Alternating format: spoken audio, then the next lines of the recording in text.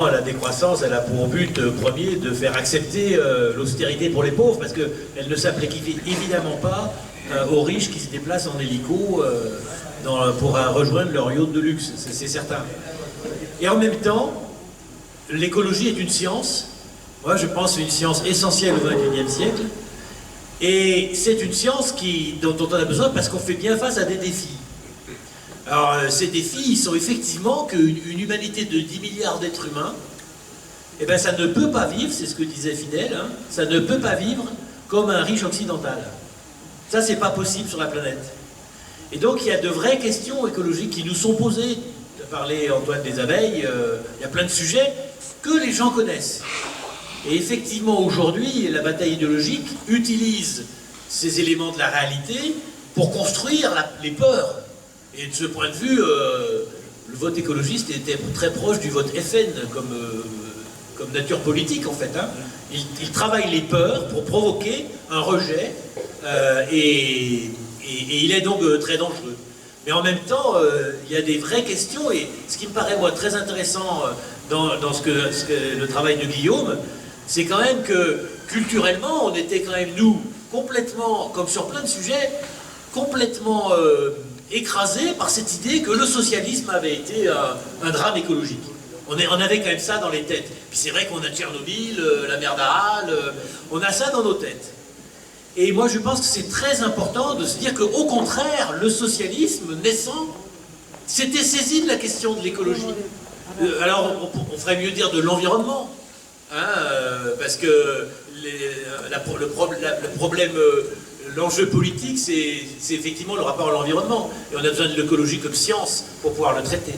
Mais c'est là que je pense, moi, qu'on a intérêt, nous, à porter un projet avec une certaine conception de l'agriculture, de l'énergie, de la consommation, de l'aménagement du territoire, de l'organisation de la distribution, dans lequel, bien évidemment, on n'est pas, nous, dans un idéalisme du retour au Moyen-Âge du village, et des circuits courts qui alimenteraient tout, mais en même temps, dans lequel on se dit, mais c'est totalement aberrant d'aller cultiver des haricots au Sénégal pour que le paysan sénégalais ne bouffe pas, et que nous, on ait des haricots dont on ne connaît pas bien la qualité et dont on ne sait pas d'où ils viennent, alors que franchement, un peu partout, et l'exemple de l'agriculture urbaine à Cuba le démontre, il est possible de produire une part, sur 15%, 50%, peu importe, il est possible de produire beaucoup dans le maraîchage, dans l'environnement des villes, et même en ville. Pour info, la ville de Vénissieux, on va porter un projet qui est de développer une ferme urbaine dans le prochain mandat. Vous voyez? Donc moi je pense qu'il ne faut pas sous-estimer ces questions. Et il faut faire attention, nous, de ne pas, dans la guerre idéologique, nous mettre dans une situation finalement, principalement, de combattre le point de vue fasciste, quoi, de l'écologie, en ne portant pas le projet d'une autre société dans lequel l'écologie a toute sa place.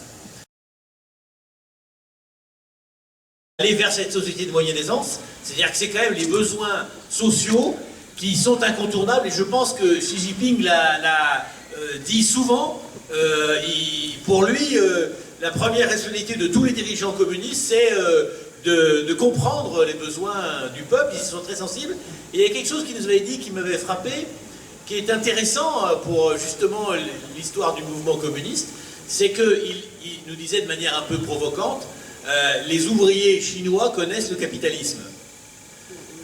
Alors ça peut surprendre, mais c'est vrai que le choix qu'ils ont fait d'un développement dans le marché mondial capitaliste les a conduits à accepter le développement du capitalisme, y compris en laissant faire des multinationales sur leur propre sol. Et le résultat, par exemple, c'est que les grandes grèves de l'automobile sur toute la côte chinoise en 2000, je ne sais plus combien, le temps passe, mais bon, il y a eu une série de grandes grèves qui portaient notamment sur les contrats de travail, ça rappellera des choses à des syndicalistes ici, sur le droit du travail et les contrats de travail. Eh bien, en gros, c'était quand même un mouvement social qui se menait contre les multinationales occidentales, les chambres de commerce, les ambassades occidentales intervenaient en soutien aux entreprises multinationales qui refusaient de répondre aux revendications sur le droit du travail, et c'est l'État chinois qui a finalement tranché avec une loi qui a imposé le CDI après un seul CDD. Donc à un moment donné, cette expérience de l'affrontement, et ce qui est intéressant ici, c'est que c'est un affrontement de classe, mais aussi mondial, puisqu'il renvoyait à la question du rapport entre la Chine et les multinationales. Moi je pense que, et c'est évident que si ces luttes sociales, le mouvement populaire chinois, le mouvement ouvrier chinois, ils secouent pas la mécanique, c'est sûr que les risques ils vont être forts, parce qu'on peut être certain d'une chose, c'est que les multinationales américaines et les autres, et les capitalistes chinois qui ont pris de la force, eux, c'est évident qu'ils suivront leur propre logique.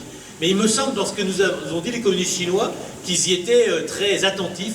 Et donc peut-être, j'espère, bon, je ne sais pas si ça pourrait se confirmer, mais il a été évoqué l'hypothèse que la prochaine rencontre internationale des partis communistes et ouvriers se tienne en France.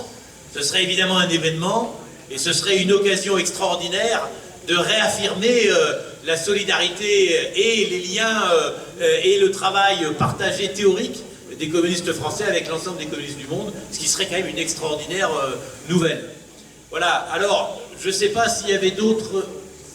Voilà, ça il me dit, c'est un beau mot de la fin. On a encore 2-3 petites choses dans notre programme. Mais est-ce qu'il y a quelqu'un qui se sent frustré parce qu'il voulait... J'avais pas vu la main levée, non Serge encore, vas-y. Qui a le micro là? Ah, c'est Serge, il arrive.